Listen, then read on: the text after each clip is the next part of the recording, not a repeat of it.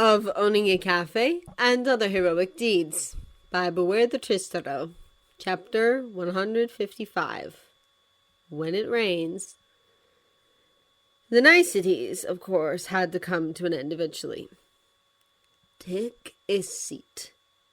After serving lunch, he and his charge were escorted briefly back to their room. The tallest, bulkiest bruiser, called Katsukame, had effectively ushered them through one featureless corridor after another whilst asking him about the cute woman who frequented his cafe. He not had any of his questions answered, but the bastard had at least thanked him for the food before dud-bolting them inside. It hadn't felt like 5 minutes until the door was lurching open once more, and instead of the mob's muscle, the white arrow-haired youth and Overall himself loomed silently in the doorway. Chronostasis had beckoned Eri, and he'd been told to shower and change. The brunette had stayed, and not that he'd cared about the other watching him, but it was telling. The hospital gowns, Eri's bandages, that room filled with neatly set out medical equipment. It appeared that this man, on top of running a criminal organization, was highly intelligent and a student of medicine outside of whatever powers his quirk gave him, and Overall could mean anything, but in context of what he'd seen and what had been hinted at so far, as the true reality of his situation had set in, so did the danger he faced. Because to Overhaul, if he remembered his English vernacular correctly, meant to disassemble something in order to fix and repair it, if necessary. However, whilst he put on his hospital pajamas, he had a sinking feeling in his stomach.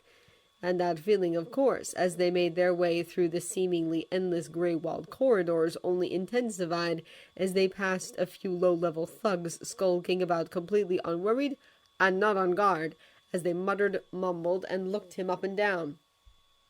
He'd noted how they shrank away from their boss, one of them even sneering when the brunette sauntered past them as they muttered something bitter on the fly. Sadly, though, he didn't have time to ponder upon the whys and hows of potentially allying himself with men he'd not seen before, because within a matter of minutes, he wasn't surprised to find himself entering the hellish room he'd been shown when he first arrived here. To see Eri sat in that dentist's chair, that initial discomfort in his stomach had sunk like a cold hard rock into the pit of his gut. Scowling, he then looked at his own chair, and, after weighing up his options, he figured that sitting was the better choice for Eri's sake, if nothing else. Are those restraints really necessary? He bit out, his head inclining towards the child. The procedure can be painful. The brunette cut him off whilst his associate similarly tied him in place. And these bindings ensure that she stays still. I dislike causing more damage to her than needed. He furthered in a tone that suggested he was talking about something banal and ordinary, and not the active mutilation of a child. Then why? To answer your questions, perhaps I can take a leaf from your book. Blinking, Shouta just about restrained a grunt when the other maskless adult tightened the belt constricting his chest, his brows rising at his captor.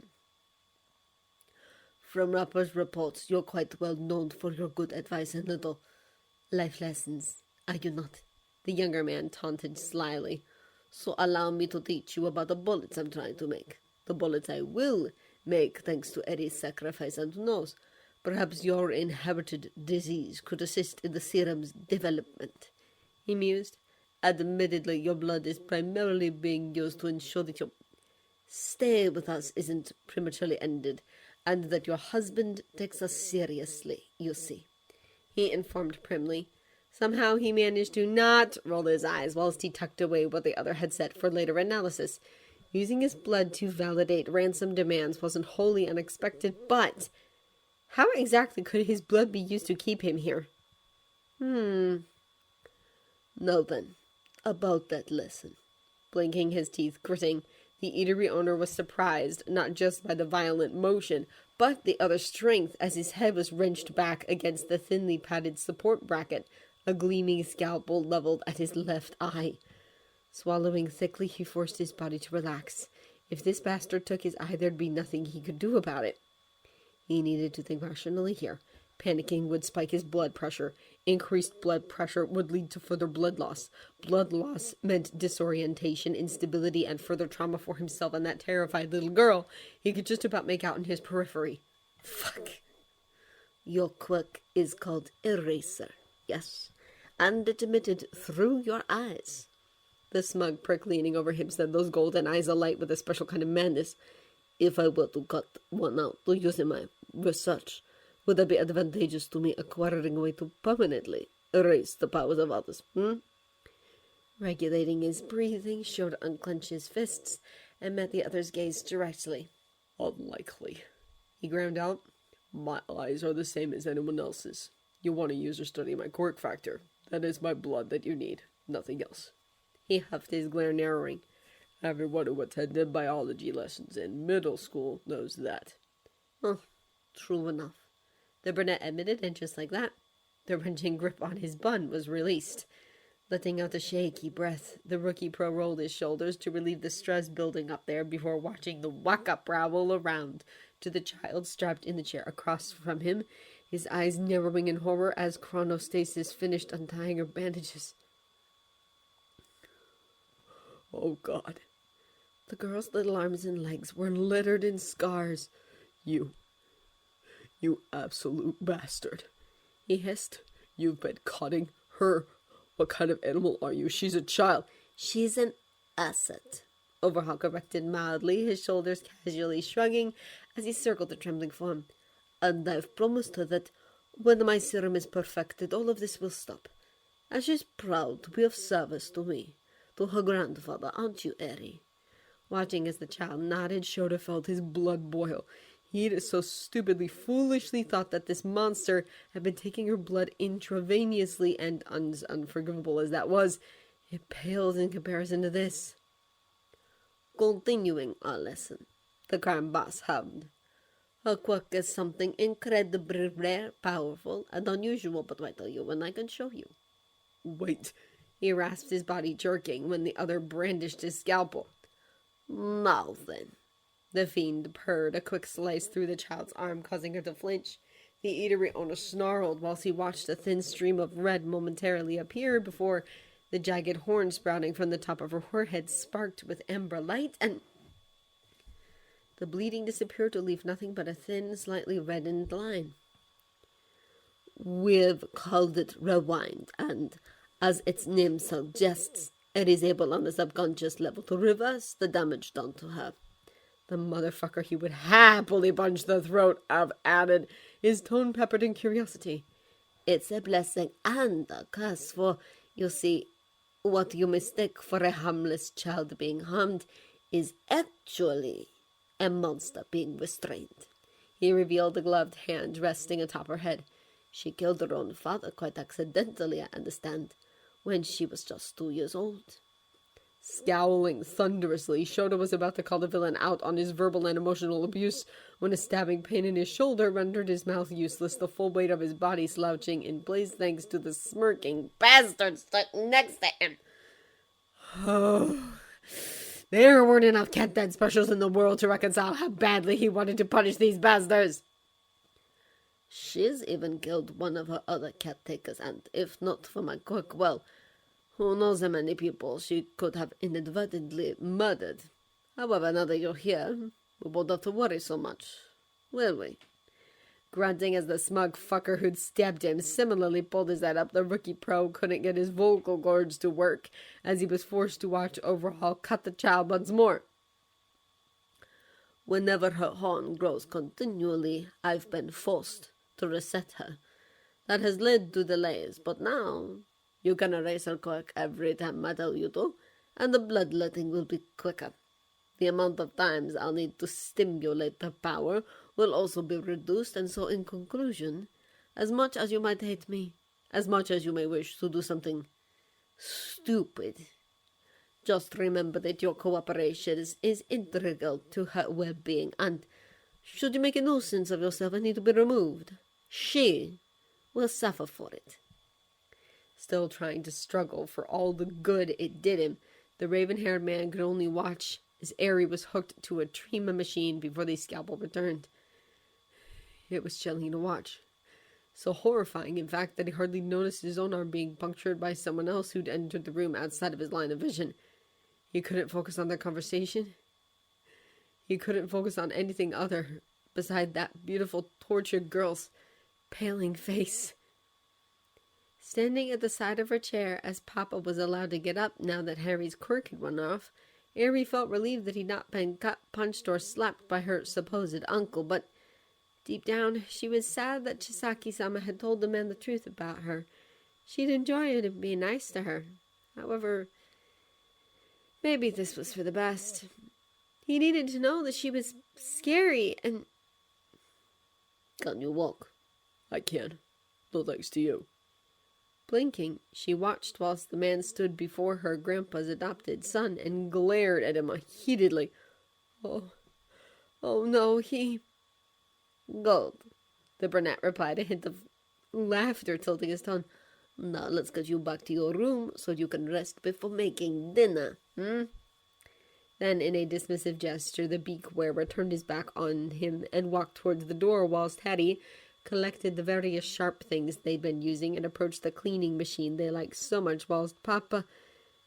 He looked so mad. Oh no. Please, she thought, her breath hitching. Please don't try to attack him. He'll hurt you. I don't want to see you die. She silently begged while swilling her feet to move her mouth to open. She needed to do something. Shh, Eri-chan. It's all right. Blinking her tear-laden gaze, refocusing on Papa, she watched in complete bewilderment as his bare feet padded towards her. What? I'd like to give you a hug, pick you up, and walk you back. Is that okay with you? Letting out a sob, she almost fell into his arms and buried her face into his neck as he gently rubbed at her back and whispered how brave she was. But she wasn't. How strong she was. No, she was weak. How in awe of her he was. That he shouldn't be because she did nothing. She was the reason he was trapped down here. She was the reason he'd been hurt and taken away from the nice people he'd been telling her about at that wonderful dreamlike cafe where real cats lived, and no one cut anybody or wore scary masks or... So, Aizawa, now that you've seen my work, what do you think? Curling her hands into the soft fabric of her new caregiver's pajama top, Ari breathed in deeply through a yawn and kept her eyes shut as the adults walked through the labyrinth she'd been stuck in, it seemed, since forever, whilst the itching in her horn continued to subside. For now. I think you're a megalomaniac so obsessed with your own ambitions that you've completely disregarded any sense of morals and common decency. To cut up a child you should be cherishing in some vain attempt to craft a weapon you mistakenly see as a cure. Blinking as the pair of them stopped, the girl dared to look up from where she laid her head to see Chisaki-sama watching Papa with a wryly arched brow. You think I don't cherish her? I know you don't. The man who held her continued calmly. You covet her quirk. There's a difference between that and loving her. He continued, the arms that cradled her providing a gentle squeeze. What you do to her is disgusting and cruel. He added, if you cared, even if this cause of yours is so important, you'd have found a better way to go about it. You wouldn't have isolated her and locked her away. No, you could have been a parent to her. You could have lived in a house and allowed her to attend preschool so she could have friends. He furthered hotly. And allow her to interact with the gem-ridden brats who snot, cough, and smear the grubby hands all over everything. Her grandpa's favorite sneered. How does letting her get sick help anything? You're a highly intelligent man overhaul. You should know more about the immune system than I do, so you should know that exposure builds resilience. The wonderful person who held her snapped. And besides, you're not factoring in her mental health at all, are you? You're not protecting her. You're fundamentally destroying her well-being, but you know that, don't you? You just want to focus on the big picture. Am I right? Feeling her eyes widen as Chisaki-sama actually bulked at him, Harry leaned up a little. Yes. The brunette nodded, his brows rising. Finally someone gets it, he murmured. This suffering is only short time. She'll forget all about this in time. She'll only be a child for so long. That's not what I... You are exactly what I'd hoped you'd be, Aizawa. And you'll see her through this part, and you'll be rewarded for it. No, Sama! Startling at the shout, Eri gasped as Papa brought her closer to his chest. As he turned, the three of them, watching some of her uncle's servants, pelted towards them, their expressions haunted. Sama, the heroes, they found the van we were driving from the hospital. They pulled it out of the river. Shuddering, the little girl curled against her new carer's chest whilst covering her ears and screwing her eyes shut. Eri chance, what? No, Boss, please, we're sorry. We wiped it down. They won't find nothing, I swear. No, Boss, put your gloves back on, please. No! Crying out as Papa sank to the floor with a shock-choked gasp. The sound of the people who had upset Chisaki-sama spraying across the walls and ceiling whilst their lower halves collapsed to the ground with sickeningly wet thuds still rang through her ears despite her hands clasping them. Disgusting. Eri knew it was coming, but still she wept whilst her carer was ordered to stand. You. Oh, God. Oi, I'm not playing around, Aizawa. Get up and keep moving. The Yakuza leader grunted, his tone annoyed, whilst he no doubt slapped at the grime on his arms. The sooner I get you locked away, the quicker I can bathe and call someone to clear up this mess.